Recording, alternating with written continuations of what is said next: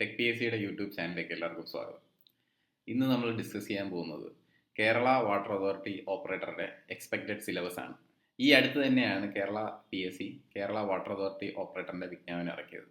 അപ്പോൾ അതിന്റെ സിലബസിലേക്ക് പോകാം. അപ്പോൾ സിലബസ് മെയിനായിട്ട് രണ്ട് പാർട്ടാണുള്ളത്, രണ്ട് ഭാഗങ്ങളാണ്. അതിലൊന്ന് ഇലക്ട്രിക്കൽ പോർഷൻസും മറ്റേത് മെക്കാനിക് മോട്ടോർ വെഹിക്കിളും, അഥവാ ഇലക്ട്രിക്കൽ പാർട്ടും ഓട്ടോമൊബൈൽ പാർട്ടും. അപ്പോൾ അതിനകത്ത് ഇലക്ട്രിക്കൽ പാർട്ടിൽ ഏതൊക്കെയാണ് വേണ്ടതെന്ന് നോക്കാം. അപ്പോൾ പാർട്ട് എ എന്ന് പറയുന്ന ഇലക്ട്രിക്കലാണ്.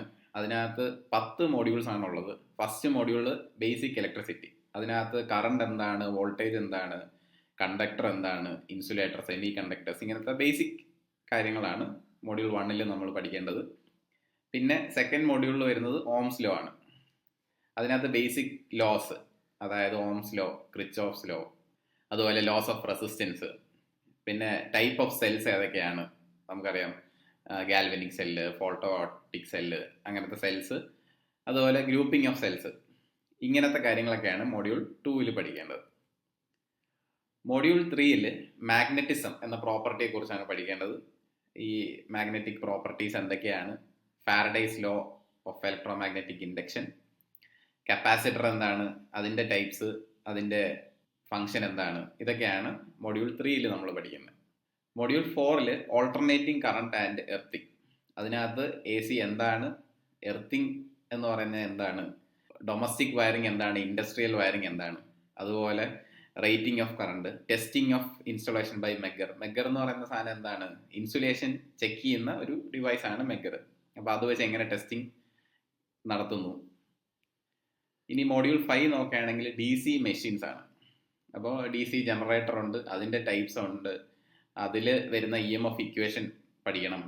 പിന്നെ ടൈപ്സ് ഓഫ് സ്റ്റാർട്ടർ ഉണ്ട്, 3 പോയിന്റ് ഉണ്ട്, 4 പോയിന്റ് സ്റ്റാർട്ടർ ഡി സി മെഷീൻസിന് വേണ്ടിയിട്ട്. ഇതൊക്കെയാണ് മോഡ്യൂൾ 5 നോക്കേണ്ടത്. 6th മോഡ്യൂളിൽ A C motors, single and 3 phase. Module 6 single and 3 phase A C motors ആണ് പഠിക്കേണ്ടത്. അതിൻ്റെ സ്റ്റാർട്ടിങ് പഠിക്കണം, എങ്ങനെയാണ് സ്റ്റാർട്ട് ചെയ്യുന്നത്. പല ടൈപ്പ് ഓഫ് സ്റ്റാർട്ടേഴ്സ് ഉണ്ട്, DOL, സ്റ്റാർ, ഡെൽറ്റ ടൈപ്പ്, അങ്ങനെയൊക്കെയുള്ള സ്റ്റാർട്ടേഴ്സ്. അതുപോലെ പാനൽ വയറിങ്ങിനെ പറ്റിയും പഠിക്കണം.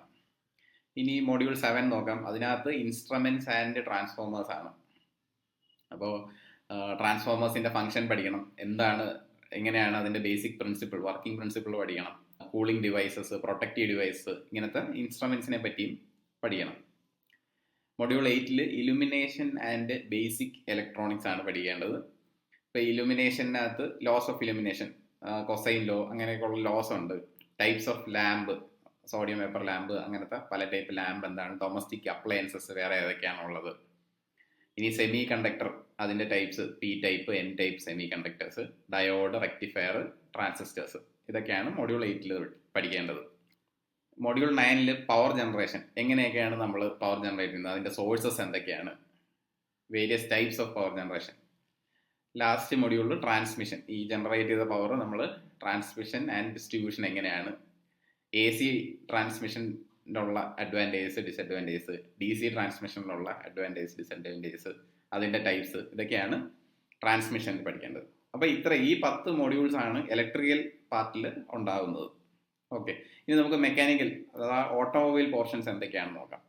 മെക്കാനിക്കൽ സൈഡിൽ ഓട്ടോമൊബൈൽ പോർഷൻസ് മാത്രമേ പഠിക്കാനുള്ളൂ. ഓട്ടോമൊബൈൽ പോർഷൻസ് നോക്കാം.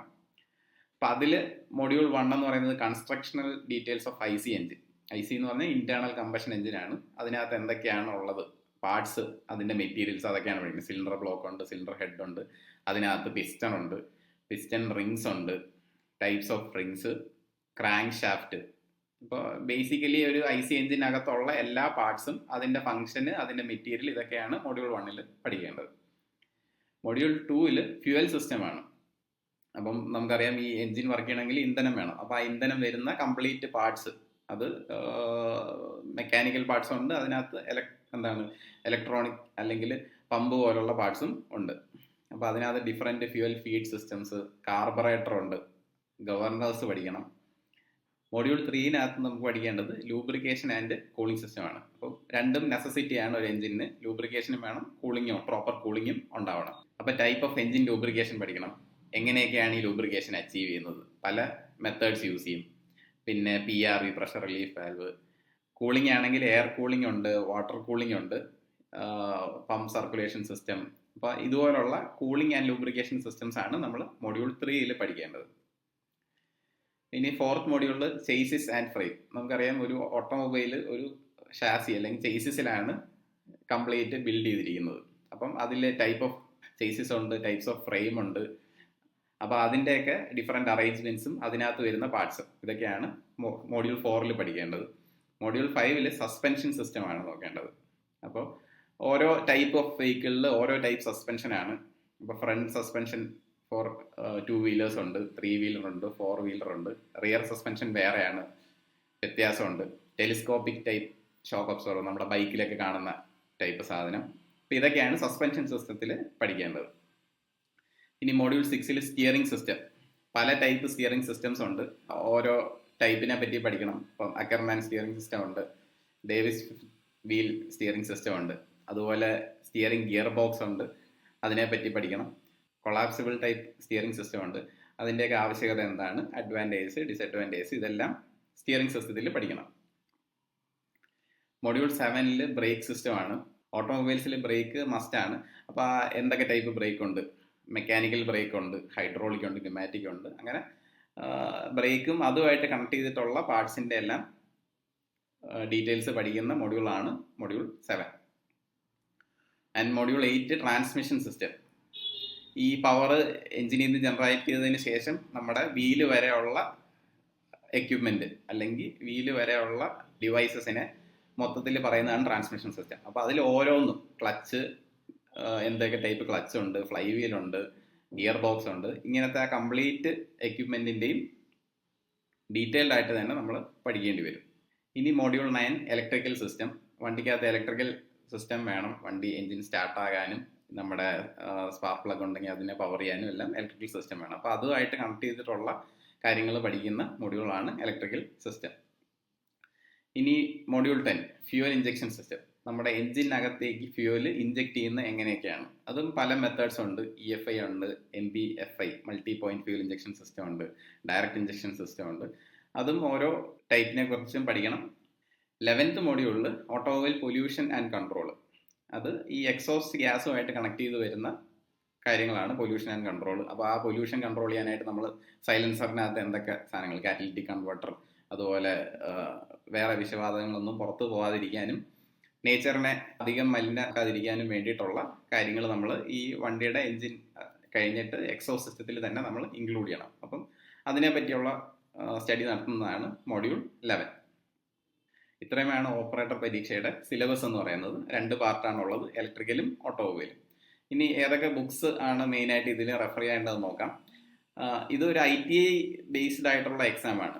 അപ്പോൾ അതുകൊണ്ട് തന്നെ ITI ബുക്സ് വെച്ച് പഠിച്ചാൽ മാത്രമേ ഇതിനകത്ത് കംപ്ലീറ്റ് വേണ്ട റിലവൻറ്റ് ഡാറ്റ നമുക്ക് കിട്ടത്തുള്ളൂ. അപ്പോൾ അതിനകത്ത് ഇലക്ട്രീഷ്യൻ്റെ ITI ബുക്കുണ്ട്, അതുപോലെ MMB ബുക്കും ഉണ്ട്. അപ്പോൾ ഈ 2 ബുക്സ് യൂസ് ചെയ്ത് വേണം പ്രിപ്പയർ ചെയ്യാൻ. MMB എന്ന് പറഞ്ഞു കഴിഞ്ഞാൽ mechanic motor vehicle book. Okay, ഇനി ഏതൊക്കെ ക്വസ്റ്റ്യൻ പേപ്പേഴ്സ് നോക്കണമെന്ന് പറയാം. അപ്പോൾ old question papers, Kerala water അതോറിറ്റിയുടെ ഓപ്പറേറ്റർ പരീക്ഷയ്ക്ക് തന്നെ നടന്ന ഓൾഡ് ക്വസ്റ്റ്യൻ പേപ്പേഴ്സ് PSCയുടെ സൈറ്റിൽ നിന്ന് എടുക്കുക. ജൂനിയർ ഇൻസ്ട്രക്ടർ MMB, അതിനകത്തും ഉള്ള ഓട്ടോമൊബൈൽ ക്വസ്റ്റ്യൻസ് നമുക്ക് എടുക്കാം. ഡ്രില്ലിംഗ് അസിസ്റ്റന്റിന്റെ എടുക്കാം. KSRTC മെക്കാനിക് എന്ന് പറഞ്ഞ പരീക്ഷയുടെ ക്വസ്റ്റ്യൻ പേപ്പർ എടുക്കാം.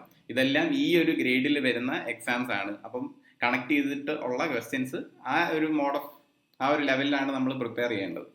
Electrician grade 2, tradesman, automobile mechanic, motor mechanic in ground water, NCVT previous questions, അതുപോലെ ISRO VSSCയിലൊക്കെ നടത്തിയിട്ടുള്ള ഇലക്ട്രീഷ്യൻ അല്ലെങ്കിൽ MMB അടിസ്ഥാനമാക്കി നടത്തിയിട്ടുള്ള പരീക്ഷകളുടെ ക്വസ്റ്റ്യൻ പേപ്പേഴ്സ് എല്ലാം നിങ്ങൾക്ക് എടുത്ത് യൂസ് ചെയ്യാവുന്നതാണ്. അപ്പോൾ ഇത്രയുമാണ് ഈ ഓപ്പറേറ്റർ പരീക്ഷയെ പറ്റി പറയാനുള്ളത്. എല്ലാവർക്കും ഈ സെഷൻ യൂസ്ഫുൾ ആയെന്ന് കരുതുന്നു. Thank you for watching from tech PSC.